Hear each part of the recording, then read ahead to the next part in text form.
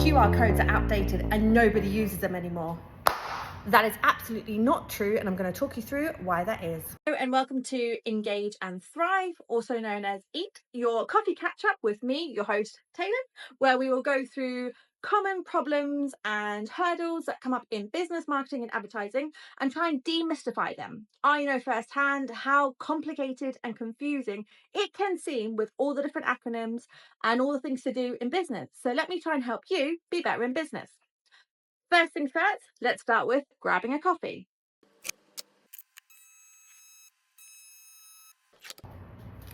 Let's start by going through vocab and then we'll go through myth busting. So the first thing is QR code, which means quick response code. Then people will talk about the URL because typically you have a QR code going to a URL. URL being your website, web address, social media platform, whatever you want it to be. And the last one is contactless. So again, people will refer to QR codes in a situation of wanting to have contactless communication or contactless ways of sharing information. Okay, to myth bust, the first thing, if you're watching this as a video podcast, you will see I'm showing you a QR code on screen. This is actually something that we have designed for my digital agency, where we use a QR code instead of business cards. So we've designed this QR code and then it can go to any website or anything that we want it to be in the back end. And the reason why I'm starting off saying this is because myth busting is, I feel like since COVID, people have become more used to using QR codes again. Before that, it was typically used in the finance industry, but I feel like COVID helped us change our mindset about how and when QR codes are used. And so you would have been a lot more familiar with using QR codes in the contactless situation and form because of COVID. So when I go into the examples of how people are using QR codes, I'll explain further of what I mean in the different contactless environments. The other thing to myth bust is with QR codes, it's a really nice way of having offline activity, which we covered off previously about offline marketing activity and how it's quite difficult to track. With a QR code, you can obviously track the back end of a QR code if you set it up correctly to see how many people have scanned, have they clicked through, what have they done, etc. So again, it's bringing that offline activity online. So it's a nice way of anything you're doing in the real world, IRL, to actually be able to track it.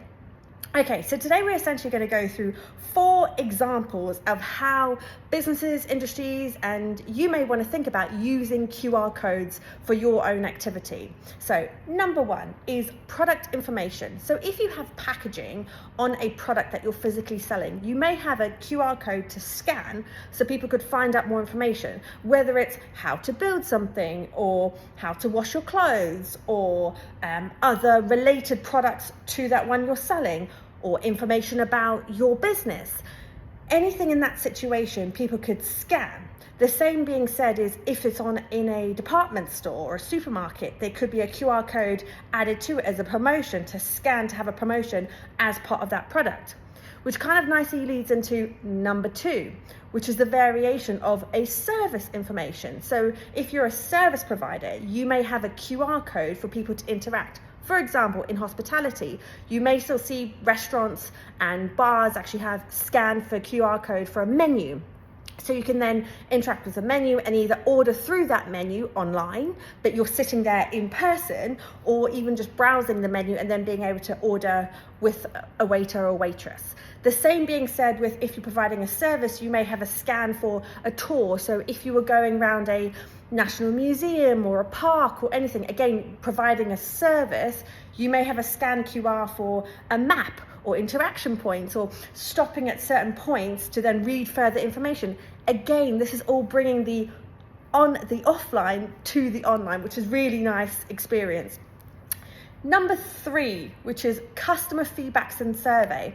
So this is a nice way of, if you're wanting more Google reviews, if you're wanting feedback about experiences that people have, actually having that QR code that people can scan. Again, you could have it in your physical store or shop, actually as a QR code by where people go to pay, or if you're sending products, you could actually have it printed on your packaging or include a card that people could scan to give their feedback about the service you provided.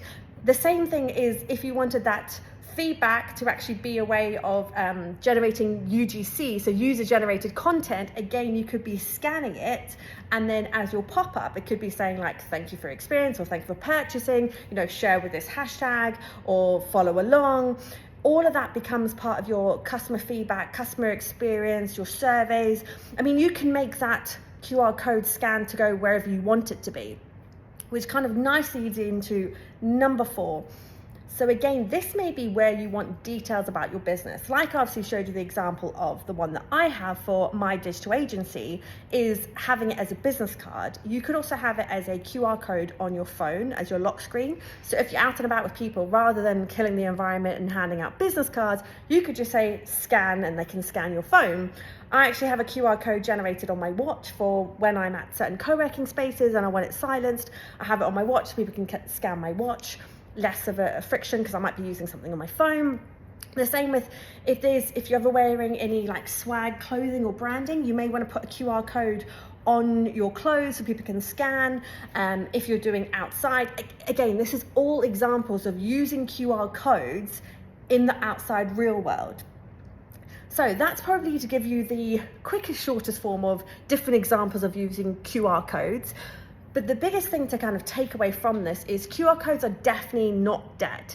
And as someone who loves the online world and digital, trust me, making the in real life experience for a customer a more digital experience is even better, because firstly, you're able to track it, and secondly, I can then do it whenever I want to. So if I'm walking down the street and I see something like we discussed with your business information and I can scan, I then have that open on my phone already. So at a later stage, I can go back. Whereas if in person, I just walked past a billboard or a poster or a flyer and there was no QR code to scan, you've missed interacting with me.